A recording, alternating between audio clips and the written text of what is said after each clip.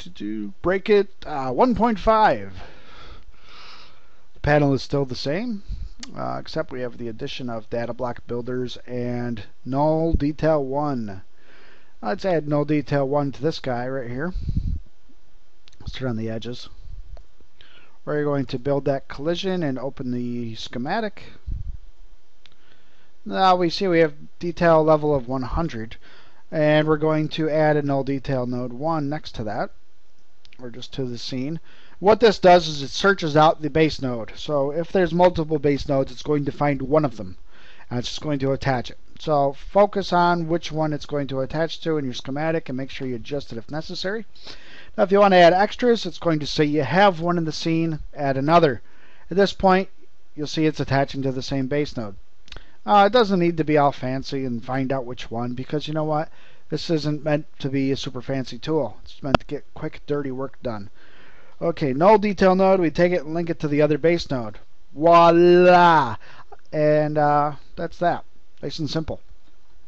Alright, let's open up bottles of 1 again. And now we'll work with the data block builders. What's great about these data block builders is they'll work off of your max file name, if there is a file save name, like this one's bottle01 max, or it'll work off whatever object you have selected. Like say these bottles are selected, and those are called object A. Or if your max file doesn't have a name and you don't have an object selected, it's going to put the words save file for name here.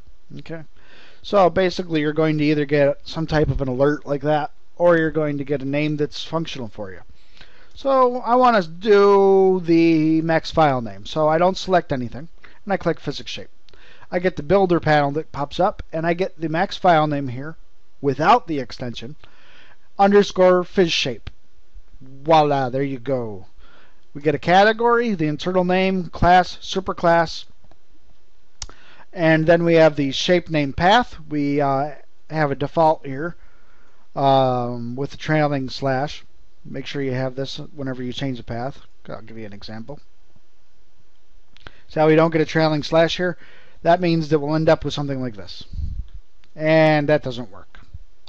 Now, probably need double slashes anyways because it reverses the slash. And we want to use these. Okay, so if you don't have anything in here or on this text field, you can click the skinny button on the end. It will add in the default shape path for the physics demos. Art, shapes, physics shapes, trailing slash. There you go. Now we have the max file name has been added here, and that would also be the same thing as what happens up here. So if we have a shape selected, the shape name would go here and here. But we didn't, so we have the max file name here and here.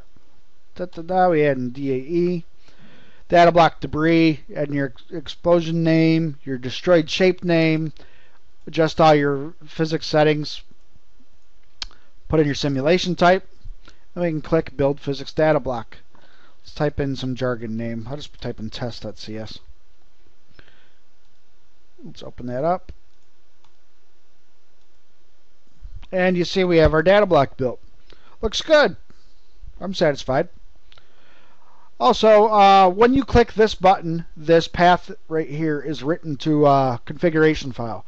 So next time you open up your Breakit panel and you click the physics shape, it'll bring back your shape name path. Same with debris. The paths are separate, so one will be a debris path, one will be the shape path.